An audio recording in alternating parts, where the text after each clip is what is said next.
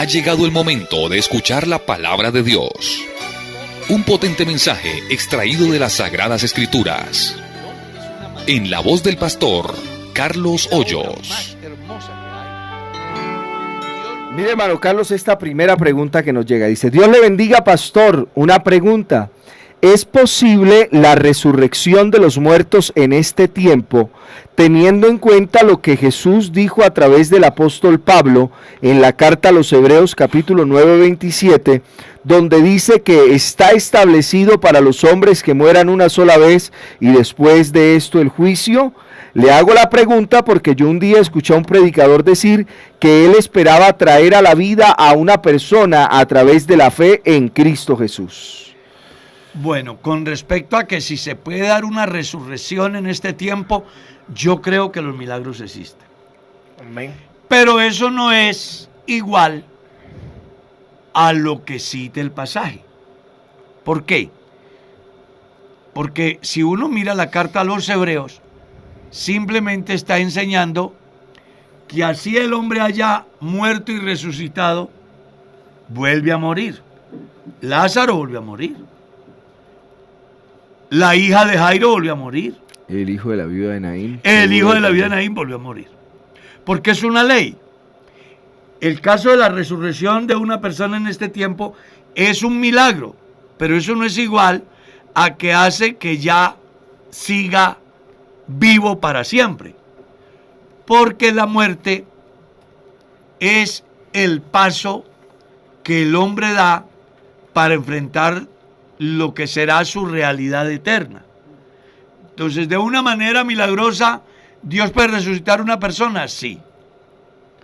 Pero también es importante que no se dejen engañar de charlatanes que viven haciendo, inclusive me parece muy interesante lo que dice ahí, yo voy a hacer volver a la vida.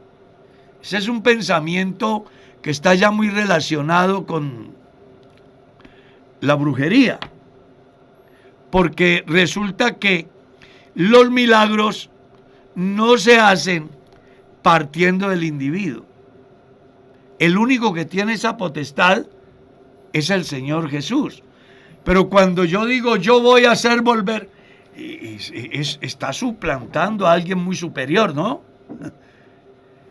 Y ese fue el pensamiento de la hechicera que visitó Saúl. Entonces, que en un momento dado Dios haga un milagro, sí, pero otra cosa es que el individuo diga yo hago eso, porque ahí sí perdió. El único que tiene esa facultad es el que menciona el evangelista Juan.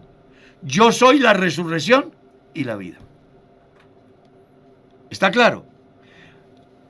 Todas las personas, aunque han sido resucitadas desde el Antiguo Testamento, porque en el Antiguo Testamento hubo resurrecciones, sí, como el caso cuando lanzan el cuerpo del soldado a la tumba donde está Eliseo, y al rozar con los huesos de Eliseo, se levanta. El soldado resucitó. Ese también murió. Porque esperan, si son cristianos, la mañana gloriosa. Y si no lo son, resucitarán para el juicio final. Sigamos. Pastor, ¿puede un pastor entregar el ministerio por cualquier circunstancia y luego volver al ministerio? Sí, puede darse. Yo conozco casos de pastores que por alguna circunstancia de coyunturas que se dice, han dicho que renuncian y de pronto el problema se solucionó. Me refiero a problemas que no afecten la moral del pastor, ¿no? Ejemplo, el pastor está en una edad productiva y se le presentó un problema muy serio donde requiere dedicar el 100% a la salud de su esposa, por ejemplo. Y dice, no, pero yo no puedo dejar a mi esposa aquí y estar haciendo lo otro porque... Entonces habla con sus superiores. Casi siempre le dan una licencia. Sí. ¿Sí? Le dan una licencia para que trate de solucionarle el problema que tiene en campo de salud de la familia y luego vuelve. Se ha dado también de pastores que han renunciado al ministerio congregacional, es decir, a administrar una iglesia. Es pastor de una iglesia y entonces renuncia a ser pastor de la iglesia, pero sigue ejerciendo el ministerio en otro campo. Y de pronto, cumplido un ciclo, pide que lo reintegren a pastorear. También he visto eso. ¿Ya? Entonces, casi siempre cuando esos fenómenos se dan, pues los superiores estudian el caso y dependiendo de los móviles que le llevaron a presentar o a pedir la licencia, toman la decisión si le reintegran o no. Ya eso es potestativo de las autoridades superiores. Amén. Hermano Carlos dice, ¿qué opina de un habitante de calle que se ha viralizado en redes sociales, donde dice que Dios lo tiene en esa condición de indigente para usarlo en la predicación en las calles? Pues el concepto que de las personas con relación a él o el que él da de sí mismo, pues no existe un fundamento bíblico. Lo que yo sí sé es que los hijos de Dios no tienen por qué estar en esa condición. Un hijo de Dios no tiene por qué estar en esa condición. Si de Jehová es la tierra y su plenitud, el mundo y los que en él habitan, ¿será que Dios va a llevar a ese estado a un individuo? ¿No será más bien que sus propias decisiones lo han llevado a esa tragedia? Ahora, que tenga un conocimiento bíblico y lo exponga, eso es muy diferente a que sea algo realmente direccionado por Dios. Hay personas que utilizan ese medio para sacar sus ventajas, pero eso no tiene sentido bíblico. Hermano, quiero decirle algo referente a eso. Ya habló el presidente o el líder de una de las fundaciones donde él ha estado, que eso es un estado que él se ha puesto así porque él quiere, porque ya se le ha ayudado de muchas maneras. Y entonces, ¿qué pasa? Que él dice son esclavos así, del exacto, vicio. ya es esclavo de eso. Sí, el hermano de Rescatados por su Sangre. La fundación que lo ha intentado recuperar varias veces. Él decía en el video que no consumía la pipa, el bazuco, pero el hermano decía que él consumía otro tipo de vicio, entre esos el alcohol también. Pastor, ¿hay algún versículo para corregir a los jóvenes en cuanto a la vestimenta? ¿A quién? A los jóvenes en cuanto a la vestimenta. Bueno, pues Pedro escribe en su carta cómo deben de vestir los cristianos. Y deben de vestir no para ser, sino porque son.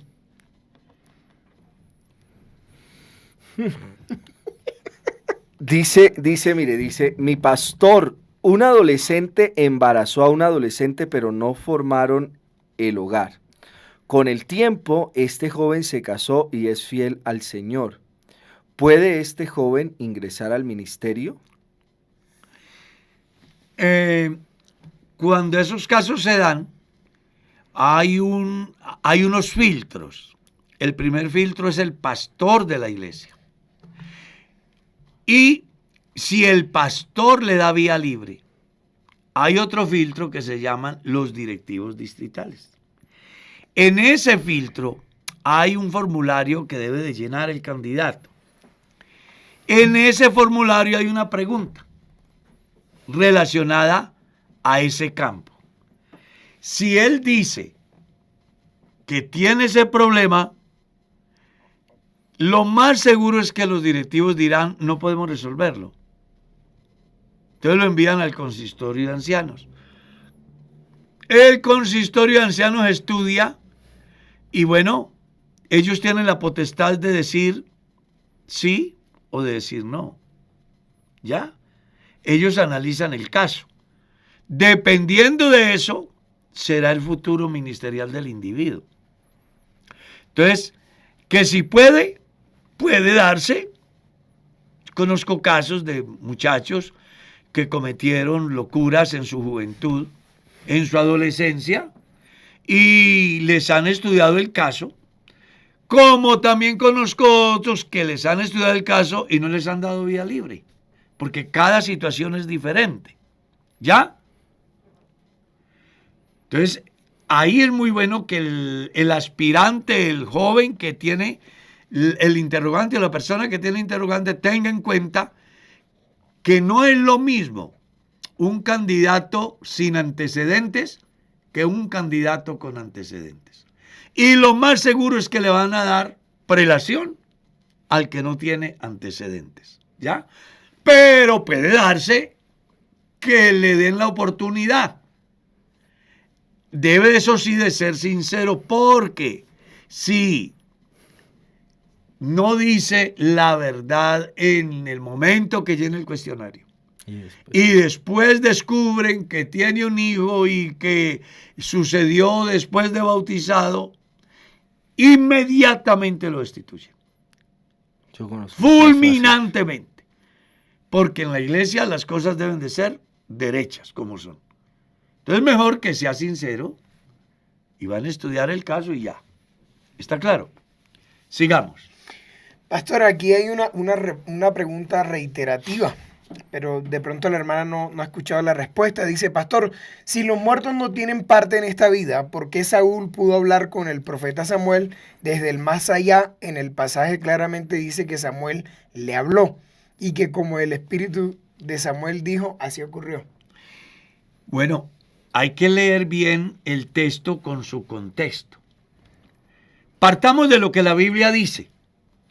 Todo don perfecto desciende de lo alto del Padre de las luces. Todo don perfecto. ¿Qué sube del abismo o del mar o de la tierra? Demonios. Amén, así es. ¿Qué fue lo que vio la pitonisa? Demonio. Que subían. ¿Qué fue lo que pasó con la enseñanza que se da ahí? Que un espíritu usurpó, ¿se puede decir así? Sí. Sí, claro. El lugar de Samuel para que Saúl fuera aún más engañado. En el capítulo 2 de la segunda carta a los tesalonicenses, Pablo dice que cuando una persona no crea la verdad, Dios le envía un espíritu engañoso para que crea la mentira. Amén. Y sea condenado, por cuanto no recibió el amor de la Amén, verdad para así ser es. salvo. Acab nunca quiso creer al mensaje de Micaías. Entonces, en esa reunión celestial que dice la Biblia, Pregunta. ¿ah? Sí, siga. Enseña de que se busca una forma de seducir a Acab para que caiga. Los espíritus de Dios hechos perfectos no pueden mentir. No hay solución. Pero de repente sale un espíritu de mentira Así. y le dice, Señor, yo sé de qué manera engañarlo. ¿Cómo? Siendo espíritu de mentira en la boca de sus profetas. El rey pensaba que la profecía venía de Dios, pero era una profecía falsa. ¿Con esto qué quiero decir? Que cuando las personas no creen a la verdad, tienen que creer a la mentira. Así es. El profeta joven no creyó a la verdad de Dios, que le dijo que no entrara a esa ciudad ni se quedara ahí, pero creyó a la mentira del profeta viejo. ¿Y qué pasó? Pereció. Entonces, lo que hay es una enseñanza muy interesante, en el sentido de que el diablo puede engañar a las personas. Ese cuento de que vino el ánima de mi papá, el ánima de mi mamá, son espíritus que ocupan el espacio del que se Amén, va así es. en razón a la superstición del que queda vivo, a fin de que sea engañado y caiga en las artimañas del mal. Así es. Oiga, vamos a robar aquí una pregunta que debía hacer Yair, pero me pareció interesante. Esta es taquillera. Muy taquillera. Nunca la había escuchado. Vea pues. Mi pregunta es, pastor, ¿pueden unos hermanastros estar en una relación de pareja? ¿Qué dice la palabra de Dios al respecto? Son hijos de un matrimonio inconverso. O sea, No entiendo muy bien la pregunta. Porque es que hermanastros, es como que el hombre tiene un hijo y la señora tiene una hija, algo así, ¿cierto? Sí. No son familia de sangre. No son Ellos dos familia. no son familia entre sí. Uy, no, tenaz, ¿no? Compleja la pregunta. Bueno, en el libro de Levíticos, vamos a leer. Vamos a leer porque me parece muy importante. Y ahí yo tengo que ser honesto porque hay cosas que uno, pues... es decir, uno encuentra situaciones complejas, ¿ya? Y entonces, actos de inmoralidad, el capítulo 18 del libro de Levíticos. Leamos. Habló Jehová a Moisés diciendo, estoy leyendo el verso 1, habla a los hijos de Israel y diles, yo soy Jehová vuestro Dios, no haréis como hacen en la tierra de los de Egipto, en la cual morasteis, ni haréis como hacen en la tierra de Canaán, a la cual yo os conduzco, ni andaréis en sus estatutos. Bueno, verso 6. Ningún varón se llegue a parienta próxima alguna para descubrir su desnudez. Yo Jehová. La desnudez de tu padre o la desnudez de tu madre, ahí están. Dice, no descubrirás. Tu madre es, no descubrirás su desnudez. La desnudez de la mujer de tu padre, no descubrirás, o sea, de la madrastra.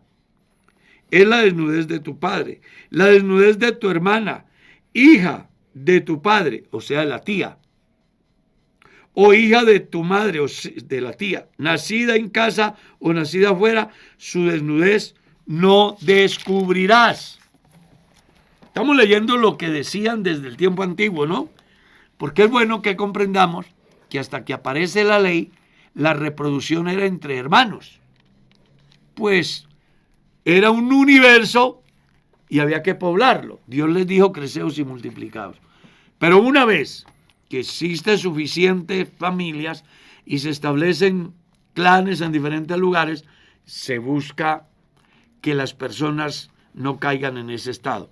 La desnudez de la hija de tu hijo, o sea, de la nieta. La desnudez de la hija de tu hijo, o la de la hija de tu hija, su desnudez no descubrirás porque es la desnudez tuya. La desnudez de la hija de la mujer de tu padre, engendrada en tu casa, tu hermana es. Su desnudez no descubrirás. La desnudez de la hermana de tu padre no descubrirás, o sea, de la tía. Es pariente de tu padre. La desnudez de la hermana de tu madre no descubrirás, porque parienta de tu padre es, de tu madre es, o sea, es hermana, ¿no? Sí, la tía. O sea, que viene a ser la tía. Sí. Porque es que aquí la enseñanza está en ambos sentidos. La tía no puede descubrir la desnudez del sobrino si es la intención de ella. O si es la intención del sobrino, no puede descubrir la desnudez de Ahí su habla tía. de la familia del padre y de la familia de la madre. Exactamente. La desnudez del hermano de tu padre no descubrirás. No llegarás a su mujer. Es mujer del hermano de tu padre, o sea, del tío. La desnudez de la nuera no descubrirás. Mujeres de tu hijo, no descubrirás su desnudez. La desnudez de la mujer de tu hermano, no descubrirás, la cuñada. ¿Ya? Es la desnudez de tu hermano. La desnudez de la mujer y de su hija, no descubrirás. O sea, no puede tener a la madre y a la hija como compañeras. ¿Ya? Dice, no la descubrirás, no tomarás la hija de su hijo, ni la hija de su hija para descubrir su desnudez. Son parientes. Es maldad. No tomarás mujer juntamente con su hermana. Qué interesante. hay que leer. Yo siempre he dicho que leer es importante. ¿Cierto? Leer es importante.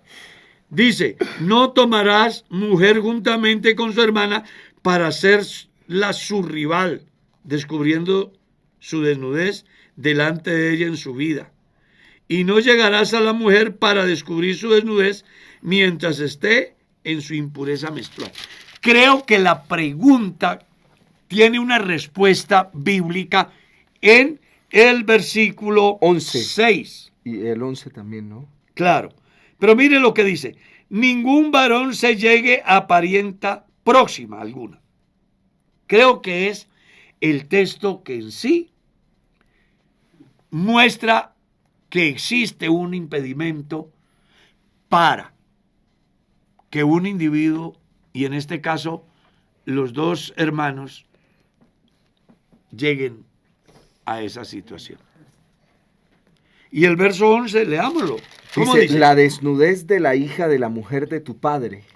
La desnudez de la hija. O sea, la hermanastra. La hermanastra. En pocas La palabras. hermanastra. Sí, señor. Está claro.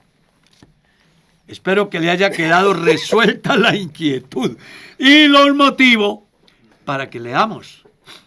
Porque es muy fácil uno decir cualquier cosa aquí volando. Pero cuando es algo tan serio, hay dos textos que son de mucho peso, como es el verso 6 Y el verso 11. y el verso 11. Sigamos. Jaircillo. Pastor, mire lo que preguntan. Si un joven se casa con una joven que ya tiene hijos, que los tuvo en su vida pasada, cuando no conocía al Señor, pero ella no había sido casada, ¿ese joven puede acceder al ministerio? Claro. Claro, si yo me enamoro de una mujer soltera que en su mundo tuvo un hijo, pero que ha llegado a Jesús, es cristiana y es fiel a Dios, y me enamoro de ella, y Dios me ha puesto como pastor, soy soltero, o tengo aspiraciones ministeriales, en nada le va a afectar, en nada le va a afectar.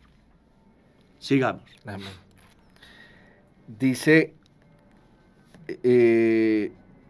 hay un servidor que siempre quiso salir al ministerio, pero tenía un impedimento, pues es divorciado, y se fue en rebeldía de nuestra organización, y ahora que está en el otro lugar se está llevando a los cristianos recién convertidos. ¿Qué pasaría con esta actitud? Os ruego, hermanos, que os fijéis en los que causan divisiones, porque tales personas no sirven a nuestro Señor Jesucristo, sino a sus propios vientres. Vea, el error de los humanos es que no aceptamos nuestra condición.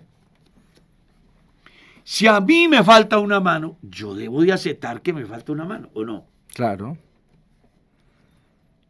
Si yo dentro de la normatividad de la iglesia conozco que por causa de ser divorciado no puedo ejercer el ministerio, pues debo de aceptar esa realidad. Ahí lo que tiene que entrar a funcionar es una pregunta muy interesante. ¿Por qué quiero ser pastor?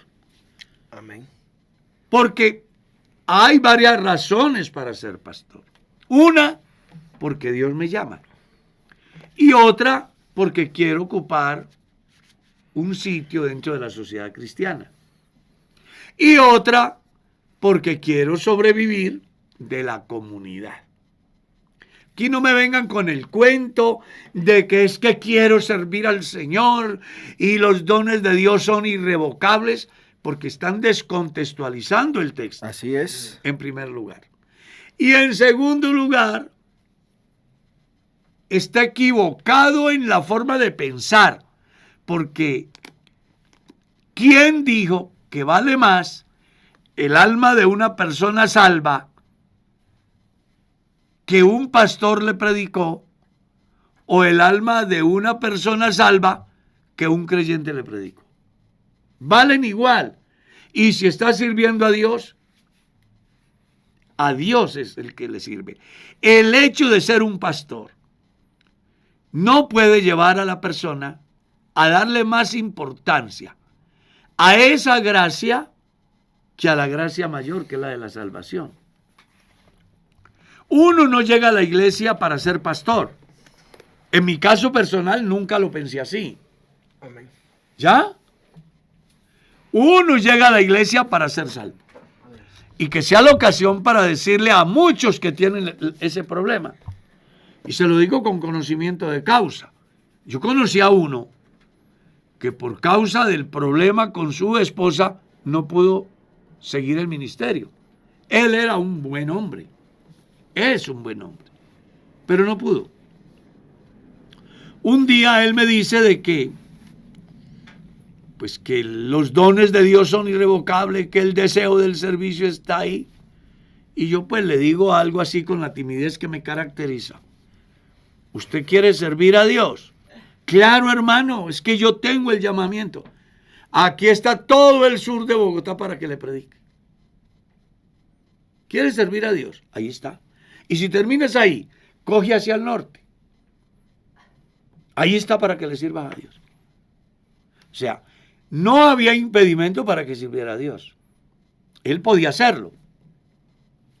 Pero él lo que no quería era vivir de una manera diferente a el obtener su fuente de ingresos a través de la iglesia. Entonces, si yo miro el ministerio como fuente de ingresos, ya fallé. Amén. Ya voy mal. El ministerio no debe de mirarse como un empleo, como una fuente de ingresos. El ministerio debe de tenerse como lo que es, un llamado que Dios hace y que además lo tiene reglamentado. ¿Cuáles son los requisitos para ser pastor? Léalo en 1 Timoteo capítulo 3 y ahí encuentra los requisitos para ser pastor. Entonces, una persona que quiere ser pastor debe reunir unos requisitos que Pablo enseña. ¿Ya? Si yo no los reúno, más allá de que yo diga que siento, que quiero, que el don, pues la norma divina dice que no. Y usted debe de aceptar esa realidad. El ir en contravía de eso es ir en contravía de lo que Dios enseña. Amén.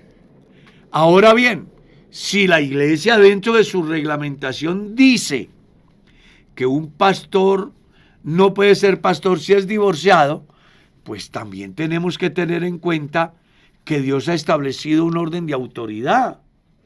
Y en ese orden de autoridad yo debo de respetar, porque en Dios no existen anarquías.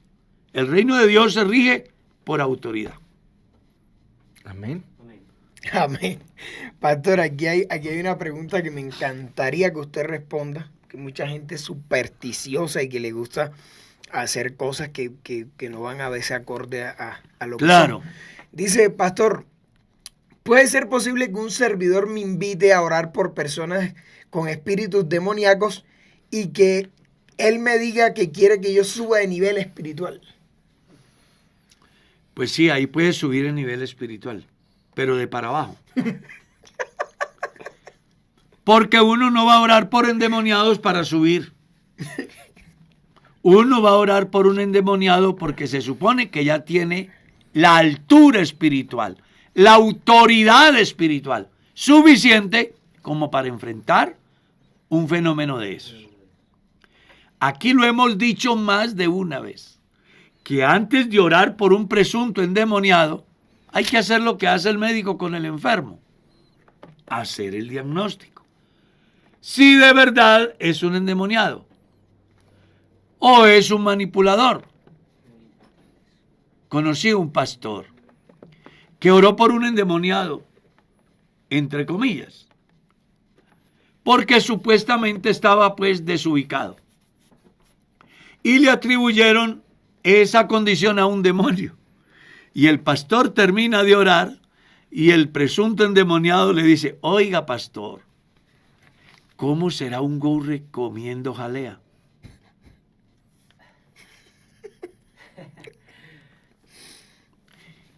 Eso aparentemente puede causarle a la gente y nos causa risa.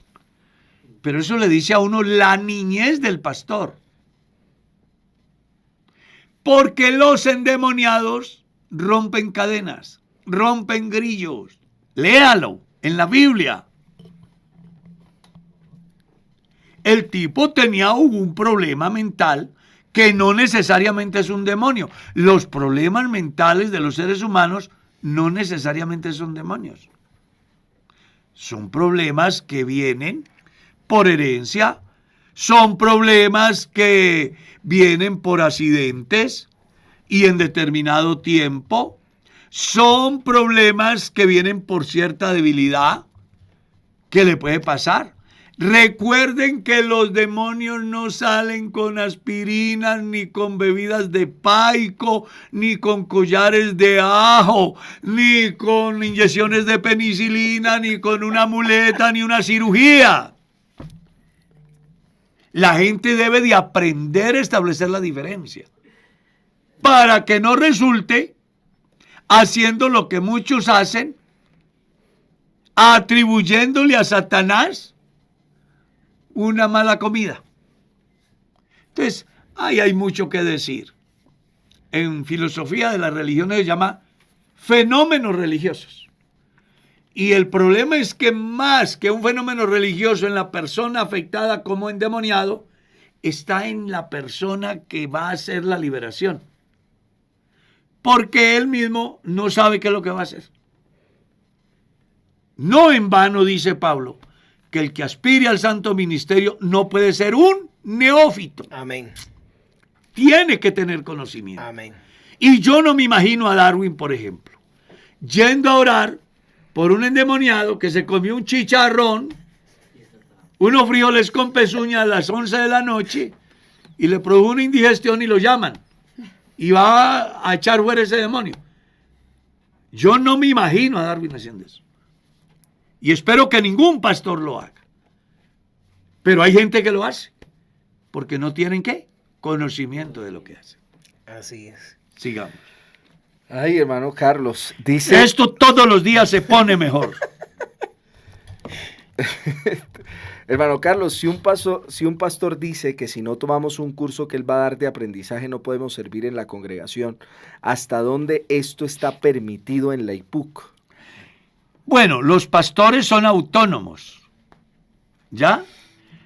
Y la iglesia no tiene una reglamentación al respecto. Pero a mí se me hace que la persona que tiene la inquietud perdería el empleo por no ponerse las botas amarillas. O por no llegar a las 6 de la mañana. O por pasarse de la hora del almuerzo. Es que uno no entiende por qué los cristianos le ponemos tanta traba para servir a Dios y si hacemos todo lo que los demás nos dicen. ¿Ya? Dentro del cristianismo queremos vivir sin reglas. Pero las reglas que nos pone el policía de tránsito, la DIAN, el inspector, el empresario, todas las cumplimos a perfección. En la universidad. En la universidad, en el colegio y en la iglesia, el pastor, buscando mejorar la calidad de servicio, hace un esfuerzo por capacitar. Y resulta de que las personas no aprovechan, no valoran. Y en vez de avalar ese buen proyecto del pastor, entonces buscan la manera de cuestionar. ¿Podrá un profesor de matemáticas dar una cátedra de matemáticas si no estudia matemáticas? ¿Podrá un predicador predicar un mensaje acorde y dentro de las reglas si no estudia lo que es la homilética? La respuesta es no. Si usted es una persona que le gusta cantar, lo invitan a un ensayo, el pastor dice, hay que ensayar. El pastor no le está haciendo un daño, está buscando, número uno, lo mejor para Dios. Amén, así es. Número dos, que usted crezca en ese campo. Si es en el campo de la predicación y lo cita a un curso, hombre, lo que el pastor está buscando es su crecimiento. No, que es que yo ya soy viejo, que yo ya sé. Nadie se la sabe todas. Amén, Amén. así es. yo llevo 50 años predicando y apareció por ahí en una página que decía enseñamos a predicar, que recuerdo que hicieron un alboroto por eso. Yo les escribí, yo quiero aprender a predicar. Y parece que pensaron de que yo lo hacía como en ironía, pero no. Dios sabe que yo todos los días tengo que aprender. Y llevo 50 años predicando sin parar. Sin parar. Pero hay cosas que uno necesita aprender. Así es. Aquí lo que tenemos que aprender es a ser humildes. Así es. A veces nos creemos autosuficientes y pensamos que no lo sabemos. Y mentira que no sabemos nada. Cuando yo tenga 100 años 2 veces, no habré aprendido en relación a la predicación lo que debí de haber aprendido. Así que le recomiendo a quien tiene la inquietud que no se incomode con su pastor. Vaya, invítelo a almorzar, agradézcale que piensa en su superación y que busca la excelencia. Amén, así es. Porque para Dios debe de ser ¿qué? Lo mejor. Entonces no salga con el cuento allá. Yo no soy un predicador, puedo predicar. No predique. Yo no soy un artista, pero voy a cantar. No cante. Yo no soy un poeta, pero voy a decir, no haga poema. Usted debe de hacer lo que usted sabe hacer. Amén, así es. Imagine, yo llego enfermo, busco al médico Darwin y él dice, yo no soy cirujano, pero lo voy a abrir. Voy a operar. Eso es una locura, eso no tiene Eso sentido. es una irresponsabilidad. Es una también. irresponsabilidad. Sí, pero que sobre eso sería interesante poder ampliar porque, bueno, uno la actitud de la persona, pero también podemos pensar un poco en como la incapacidad de algunos que tenemos para desaprender y aprender bien. Amén, así es. Sí, o sea, Claro. es que a veces creemos que como... Hay una pregunta interesante que hace un escritor que se llama Lucas Leis. ¿Por qué seguir haciendo lo que nos ha dado buenos resultados? Porque uno sabe que lo que da... Entonces es no entender que el tiempo ha cambiado, que las cosas que hemos hecho, aunque nos hayan Que se Pues salido pueden bien, hacer necesitamos hacerlas Hay que mucho romper mejor. paradigmas. Exacto. Entonces a veces hay gente que se indispone, no, él vino aquí a cambiarlo todo. No, vino no a cambiarlo todo, Dios lo puso ahí y de seguro Hacer un aporte. eso que él te va a enseñar te va a ayudar a crecer. Lee Efesios 4:11. Ahí está la mano de Dios, representada en 5 ministerios y tienen un fin. Usted no sabe si ese pastor que le está demandando es puesto por Dios para que usted sea mejor. Es posible que el anterior no le viera importancia. Hay gente, y perdonen, y ofrezco excusas a los compañeros, pero dentro de la iglesia del Señor hay de todo. Hay gente que ni le va ni le viene. Pero un pastor responsable se preocupa por la excelencia y exige. Y yo soy el menos indicado para decirlo. Sin embargo, a los muchachos que están conmigo aprendiendo, cuando veo que alguien nos visita y se le va la mano, le digo, eso no le puede pasar a usted. Soy testigo de eso. Usted no puede salirme como predicador con un chorro de babas. Si usted no sabe, no lo haga. Y eso no quiere decir que el pastor... No, lo que estamos buscando es que seamos mejores. Y es para la gloria de Dios, para el crecimiento de los oyentes y su propio crecimiento. Y la responsabilidad que se tiene en cuanto a eso. Pastor. Claro. Pastor, yo siempre he pensado de esto cuando un pastor dice Esto está muy bueno. mejorar en algo, y es que la mayoría de veces son problemas de autoridad. No reconocemos la autoridad, pero sí la reconocemos en la calle, todo el ambiente donde Y de Dios donde tiene venga. autoridad. Así es. Pero cuando dicen algo en la iglesia hay un pero. Mire, pero yo sí creo que también va a jugar un papel muy importante la autoridad del pastor. Porque si un pastor tiene autoridad espiritual, autoridad en el conocimiento, difícilmente encontraremos gente que, en mi caso personal, yo tengo que agradecerle a Dios que he sido el pastor de las mejores iglesias.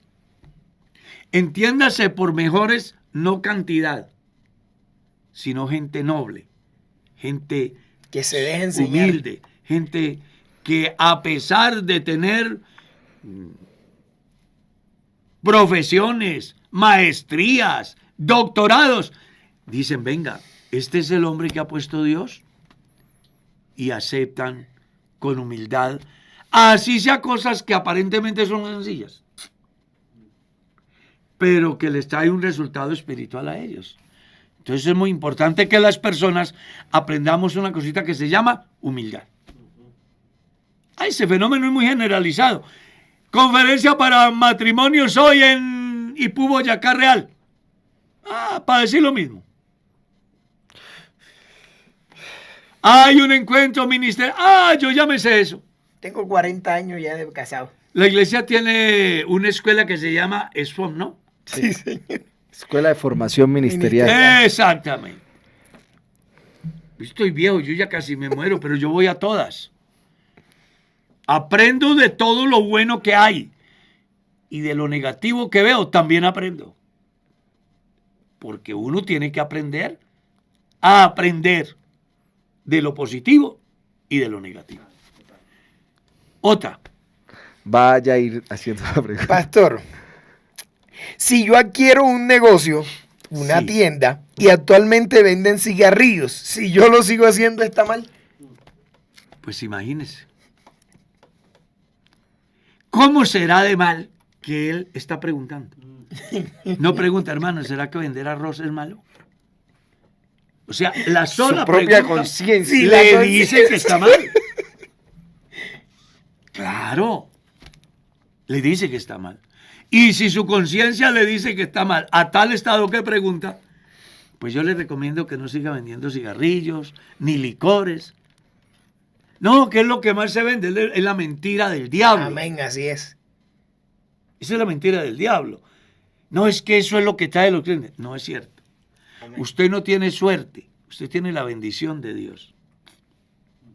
Y pare de contar. Pastor, tengo el ejemplo de que yo trabajé, bueno, ayudaba a un hermano en mi adolescencia en una tienda. Y una tienda muy famosa del sector. Él dijo, desde que cogió la tienda, aquí no se vende ni cigarrillos, ni cerveza, ni nada de eso. Y era la tienda que más vendía en la cuadra. Es que la bendición de Dios es la que enriquece y no añade tristeza. Sigamos. Amén. Hermano Carlos, aquí nos hacen una pregunta. Dice, ¿la escena del rico y Lázaro es una acción presente o es una acción del futuro traída al presente? Es una acción del futuro traída al presente en los días de Jesús. ¿Ya? Y no son dos lugares, son dos estados. Son dos maneras de acostarnos a dormir. Una, en paz me acostaré y asimismo dormiré, porque solo tú, Jehová, me haces vivir confiado. Ese es Lázaro. Y la otra es la pesadilla consecuencia de lo vivido en la vida. Y así se va. Y cuando abra los ojos en la resurrección, no podrá despertar descansado, como el que tiene pesadillas toda la noche y cuando abre los ojos está cansado. Eso es lo que enseña ahí. ¿Y por qué lo digo? Porque el cielo no se ha estrenado. San Juan 3:13. Nadie subió al cielo, sino el que descendió del cielo. El Hijo del Hombre que está en el cielo. Y nadie ha estrenado el infierno, porque aunque fue hecho para el demonio y sus ángeles, es el proyecto de Dios, el demonio y sus ángeles no han recibido juicio. Y los primeros que lo van a estrenar son aquellos que trataron mal a la nación de Israel, según San Mateo, capítulo 25, verso 31 en adelante. Sigamos. Mis hermanos, oí en un video de enseñanza de un ministro de la iglesia que decía que una pareja estaban casados delante de Dios, así el que los haya casado sea sacerdote, ortodoxo, homosexual, etc. ¿Puede ser esto posible, que no importa el ministro o el líder tiene la autoridad para estar casado delante de nuestro Padre Celestial?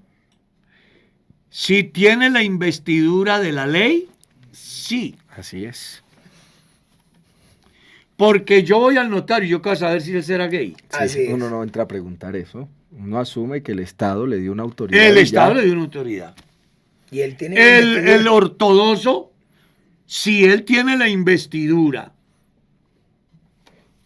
que da la ley, está casado. Vamos a colocarle un ejemplo. En el distrito 28 hay pastores que tienen investidura para oficiar matrimonios con efectos civiles. Amén. Si un pastor de esos hace una ceremonia, esa ceremonia tiene efectos civiles a causa de la investidura que le da el Estado a través del acuerdo que hay entre Estado e iglesia. Pero si yo hago una ceremonia, mi ceremonia no tiene efectos civiles porque yo no tengo la investidura del Estado. ¿Está claro? Somos pastores.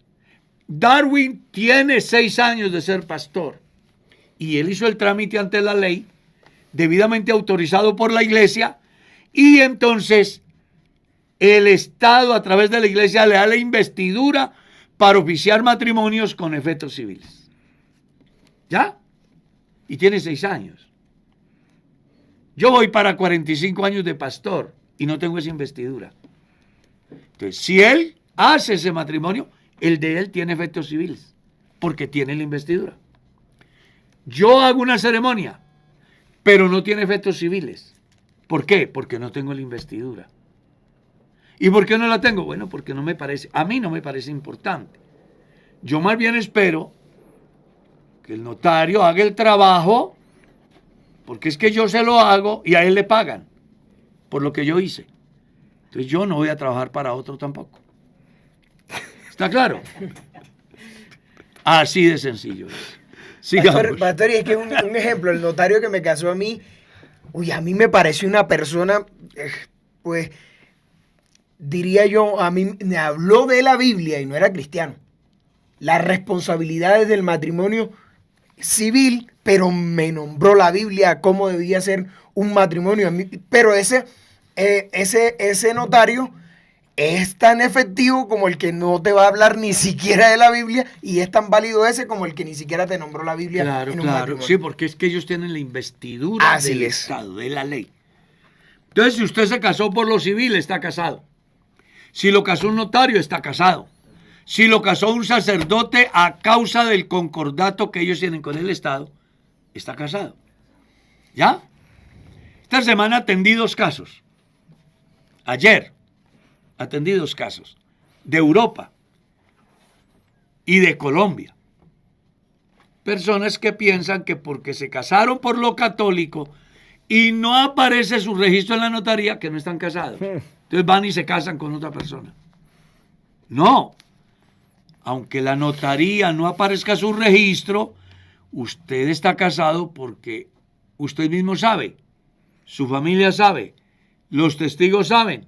Entonces, tienes que ir a una notaría o a un juzgado civil, levantar un extrajuicio con 2 o 3 testigos que digan que el día tal, en tal lugar, contrajo matrimonio la señora tal con el señor tal.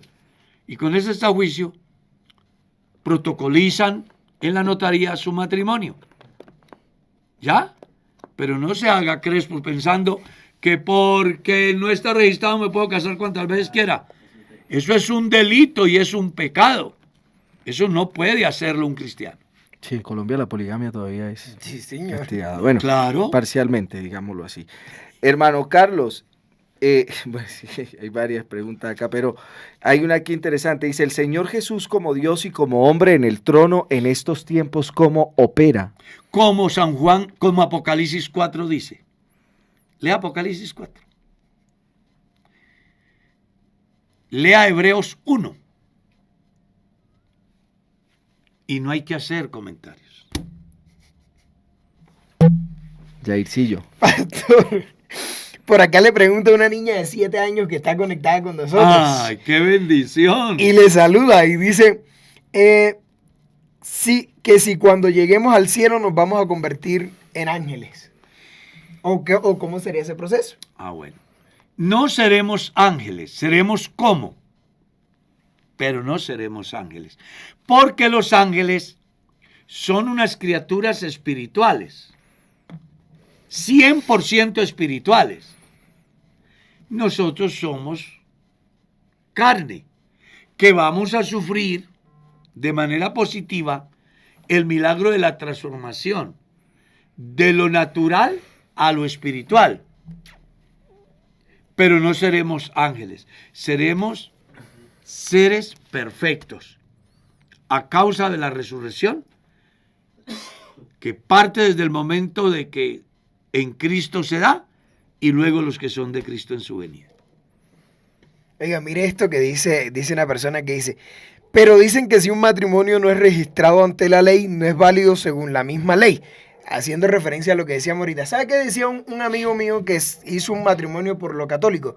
Es que Yair, es que yo me quedé con esa opción de no irlo a registrar ante la notaría, porque decía, me puedo separar cuando a mí me dé la gana. ¿Sí me entiende? La doble intención de las personas, sabiendo que sí hay un compromiso. No, es que hay algo muy sencillo ahí. Vamos a suponer de que el matrimonio no quedó registrado en la notaría. Y vamos a suponer que el individuo va y se casa con otra persona, porque como no está registrado, pero la persona primera con que él se casó dice, voy a registrar el matrimonio. ¿Cómo queda él? Así es. Entonces no, el matrimonio es matrimonio desde el momento que yo acepto casarme con alguien. ¿Está claro? Así es. Y lo atestiguo. Hay testigos que dicen que me casé. Él está casado. ¿Ya? Aclaro, si quien oficia el matrimonio tiene investidura, que le confiere la ley. No es que Armando sale ahora y casa a cualquiera, porque eso sí, ya Es sería un distinto. delito de Armando. Está usurpando la ley. No tiene la autoridad. Pero si un pastor tiene investidura de la ley para oficiar el matrimonio, si un sacerdote, a causa del concordato que tiene la iglesia con el Estado, si un ortodoxo oficia un matrimonio y él tiene la investidura a causa de un concordato con el Estado, si un notario o un juez lo hace teniendo la investidura del Estado, las personas están casadas. Lamento decirles que el tiempo se nos fue.